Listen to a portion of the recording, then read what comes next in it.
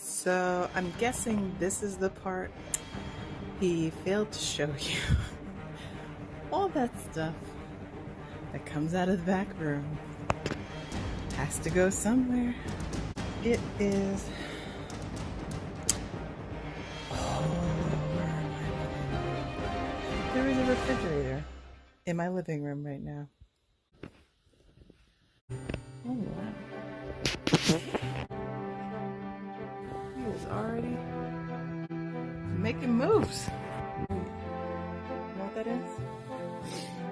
That's progress, people.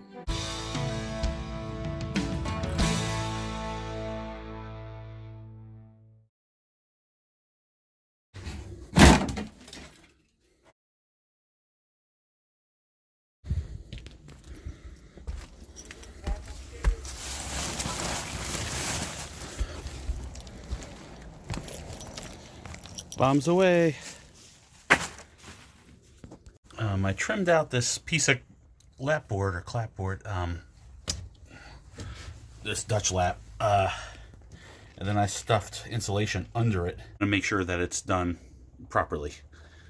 That there's some in there filling every cavity, but it's not packed in like, you can't squish fiberglass insulation or it doesn't do its job. All right, guys, the wind is whipping out there. It's terrible. And the draft through the house is ridiculous. This is a drafty house to begin with, but gutting it the way I have is certainly not helping. So I think what I'm going to work on today is I'm going to try to level the floor and then get the floor insulated and at least put down some plywood, even if it's just temporarily resting there for me to set up my ladders on, so that I can then insulate the walls and the ceiling. I have to shim out the walls like I talked about earlier. So, yeah, I'm going to get on that and try and get some insulation up. Start sealing this place up a little bit at least. Because it's horrible, guys. It is horrible. I have a blanket that I've been putting up over the door, and it just blows and flaps in the breeze. There's a draft coming up through the floor worse than ever before. Like, it was drafty before. It's a million times worse now. This is how I chose to level the floor. I made a level mark from where I'm starting to the low side. And then I made a level mark across. And I nailed and screwed that 2x4 across to catch the edge of the plywood. And now I made a bridge that goes from where I want to be to where I want to be, holding up the new floor joist, which will be nailed with the nail gun, sistered into the old floor joist on both sides. And then once that's done, I'll unscrew that, and then I'll screw this one back here, and then I'll move my two bridges to over there, do the same thing. Then I can insulate it and throw some plywood down. Okay, the floor is leveled. Everything is cleaned up and vacuumed. Now I'm ready to insulate. Just a little safety lesson here. I'm going to be wearing long sleeves, thin sweatshirt, respirator with an eye shield, and gloves, just because I don't want fiberglass on my skin and my lungs. If worse came to worse, I've pretty much rolled around in the crap, but I would much prefer to not have it on me, or have as little on me as possible. And I certainly don't want it in my lungs giving me cancer. So cover up, guys, if you're going to be playing around fiberglass. I just love insulating.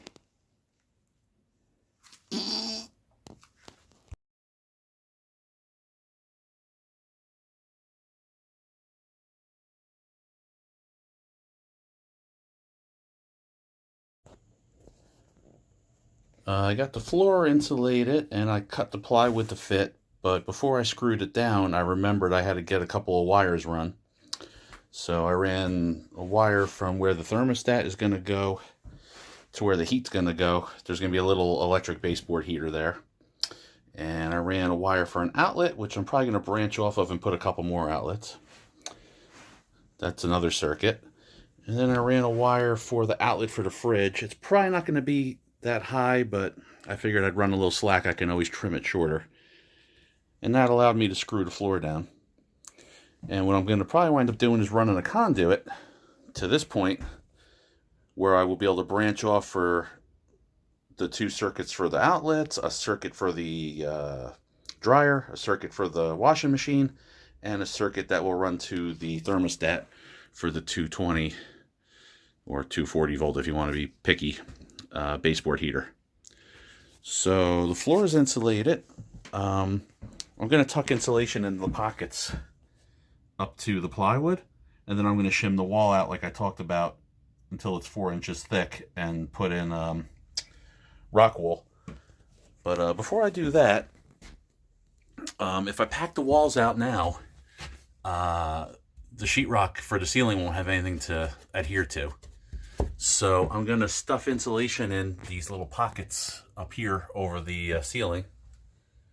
And I'm going to stuff insulation in the pockets here. And once that's done, I'm going to start insulating the ceiling. And then I'm going to put up the sheetrock, install the lights in the sheetrock properly. And then the ceiling will be done. You will be keeping the temperature a little bit more regulated because I'm getting a lot of draft going up into the attic here. And probably out the eaves and the soffit. And then I'll be able to pack out the walls and insulate them as well. Whoever invented rock wool, you're a genius, and I love you.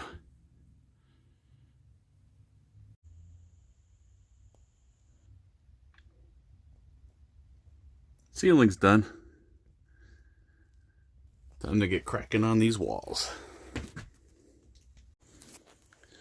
This wall's an interior wall. It doesn't need insulation, so threw a little sheetrock up there to help hold up the ceiling. Packed out that wall. Did a little bit of what they call the new construction or new way of building, where I ran some horizontal 2x4s into the corner. That way the corner's well insulated. Did that there. Also did it here and here. I have not packed out this wall yet, but like I said, I was sick of freezing. So I got my rock wool or mineral wool, whatever you want to call it, into the wall here. And what a difference it made. I didn't put up the quilt that I usually put over the doorway going into the house.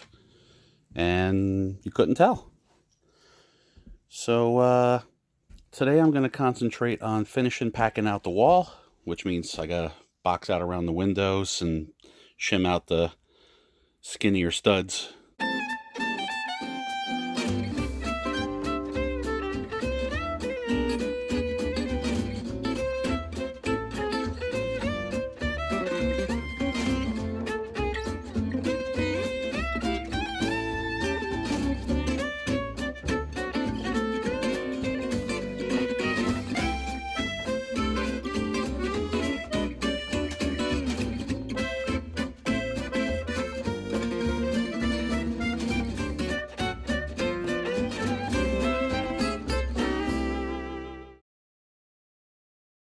I've begun the plumbing process by locating where I wanted my drain and my water pipes. I like to do the feeds on the top and the drain on the bottom. It's just my preference. That way I got plenty of room to work on the drain.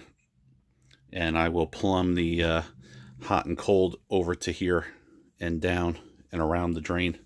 I'll do the drain first because that's a bigger pain. The PEX will be easy. I love this kit. I don't know if you guys ever used it. It comes with an insert. So if you want to do it this way, you can clog up that hole and punch out that hole.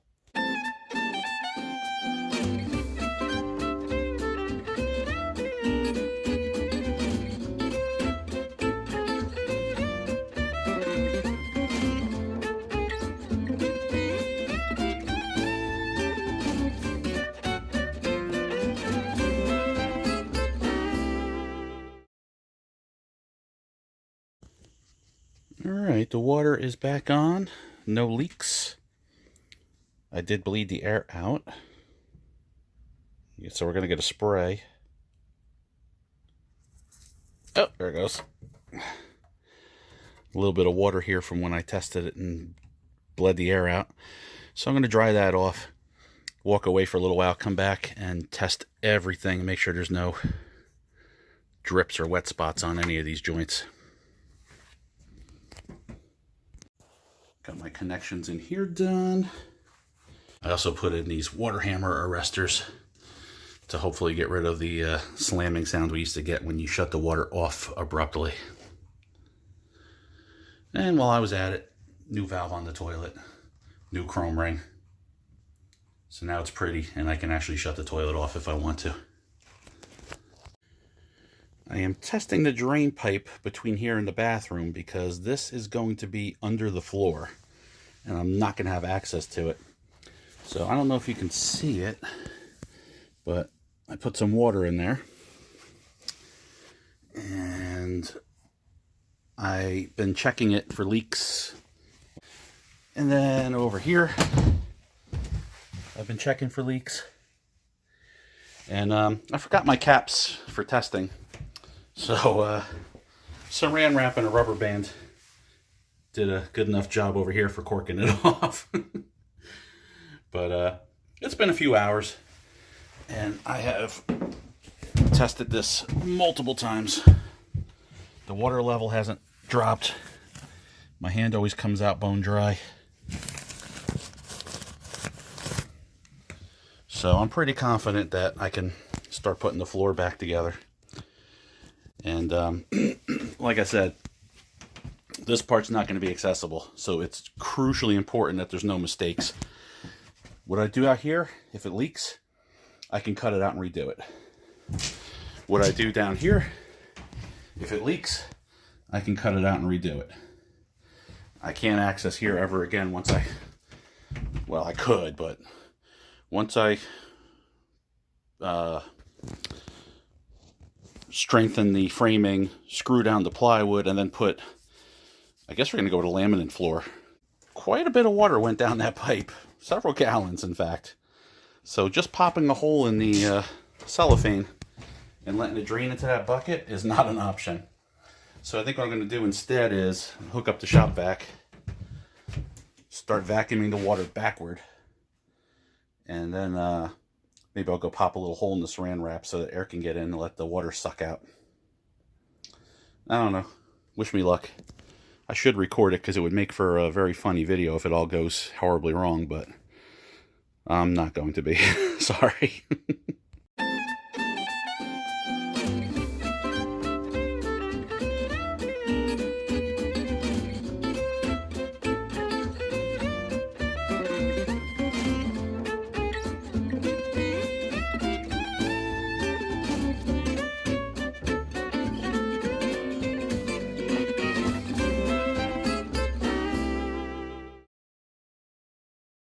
With the plumbing and the wall done, I can move back onto insulating and sheetrocking. However, I can't put this sheetrock in until I put this sheetrock in. You can see it's only got a few screws holding it. That's because I got to put the vent for the dryer in there. So I'm going to take this sheetrock down and put the vent for the dryer in. Alright, I got the vent in with the cap. I measured so when I drilled my hole, the top of the cap would come in under this siding. And I ran a bead of caulk around it before I installed it, but I plan to come out when the weather's nicer and caulk around it anyway, when I redo the windows. Then I had cut it flush with the inside of the lapboard, and I fit the top of this periscope into it, strapped it. I got it running a little bit catty corner so it comes out as far back as possible at the bottom. And now I'll insulate it and around it and put the sheetrock back.